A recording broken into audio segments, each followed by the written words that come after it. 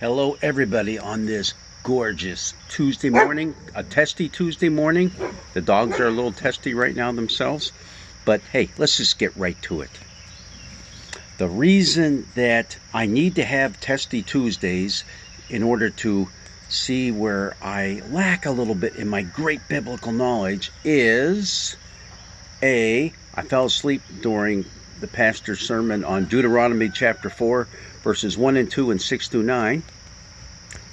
B, I fell asleep during the Sunday school session in which the teacher was talking about Deuteronomy chapter 4, verses 1 and 2 and 6 through 9.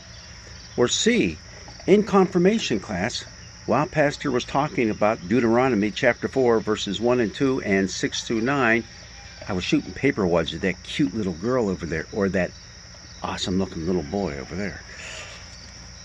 So what's the answer? The answer is, that's not the real test. That's just to kind of wake you up and get you in the mood for Testy Tuesday. Testy Tuesday, when we are talking about, what do we want to talk about today? How about Deuteronomy chapter 4, verses 1 and 2 and 6 through 9? That is our lectionary reading. Let's start out with a Testy Tuesday question. All right, Moses is about to talk about something that God did for the people up on this mountain. What was the name of that mountain? I think you know what it was. It was the giving of the law, right? Was it A, Mount Sinai, B, Mount Horeb, C, Mount Pisgah, or D, Mount Zion? Let's go through those again. Sinai, Horeb, Pisgah, or Zion? Okay, I have a confession to make. This is a tricky Testy Tuesday because there's actually two correct answers out of those four. The two correct answers are Sinai and Horeb. Now you might be saying, wait a minute, it was either one or the other, wasn't it? Well, the mountain goes by both names in Scripture. So that's why if you said Mount Sinai, you're right. If you said Mount Horeb, you're also right. What's Mount Pisgah? Well, you might recall that Moses, because he got angry with God and God got angry with him and all this kind of stuff. Oh, there's my biblical scholar that helps me out here. And he wasn't allowed to enter the promised land, but God did let him go up on a mount and overlook the promised land before he passed away. That mountain was called Mount Pisgah. Mount Zion, of course, that's Jerusalem. That's where the temple is, Mount Zion. All right, so what about our scripture text for today? Basically, what it amounts to is, it's the book of Deuteronomy, right? That's where we're at. Deuteronomy is one great big sermon, so to speak, of Moses as he is about to allow the people to move into the promised land, and he, at the end of it, dies.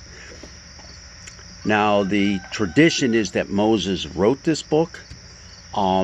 That's pretty cool because he wrote about his death. He also wrote about quite a few things throughout the book that would happen after his life. So he did a pretty good job, didn't he? Traditionally it was ascribed to him, and he probably spoke many of the things in there, but it's quite clear through literary analysis and things like that that this was something that developed over quite a bit of time. It's part of what's called the Deuteronomic history, which is Deuteronomy, Joshua, Judges, Samuel, and the Kings. All those books were compiled and put together by the same authors at about the same time, although that time did span over quite a long period of time.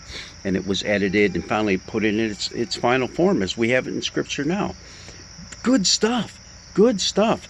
And what we have here is Moses calling the people together, and he's telling them, buckle up, babes. You're going into the promised land. And the one thing you need to do is not forget what Yahweh told you back there on Mount Sinai / Horeb, okay?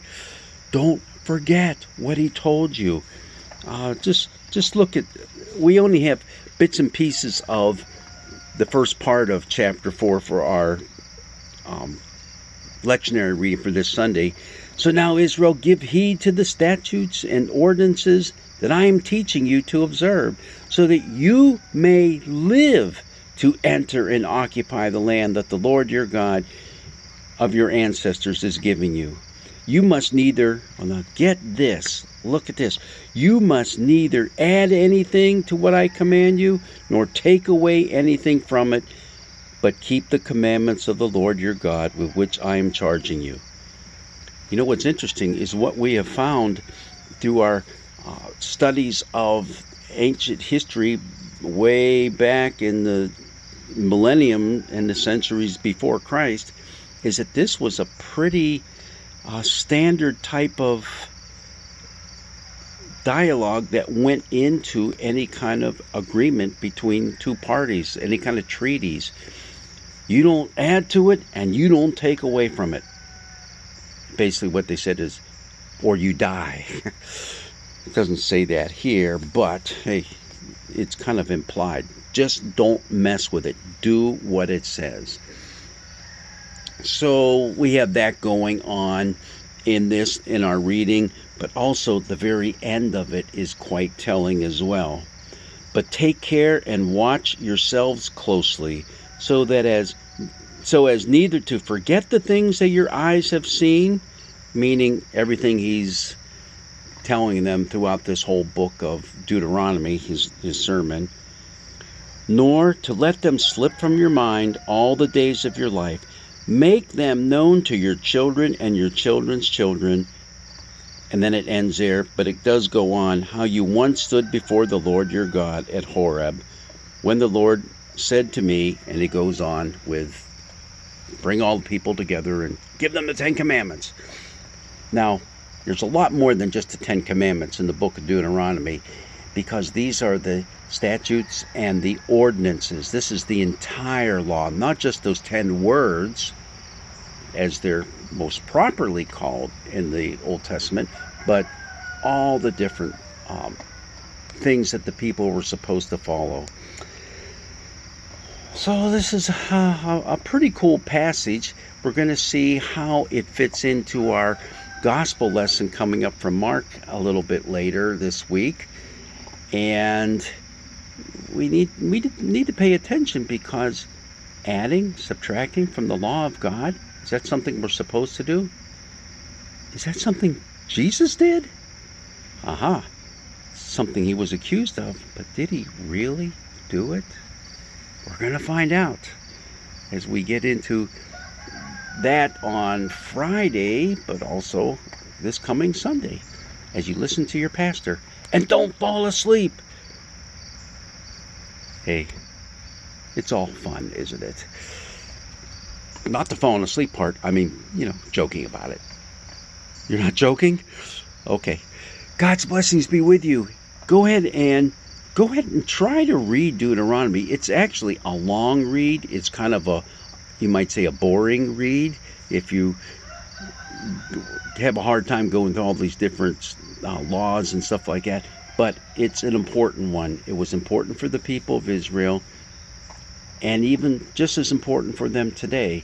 Although we're going to see they have made some, you might want to say, additions or adaptations of these laws for their life today. God's blessings be with you, and have an awesome day.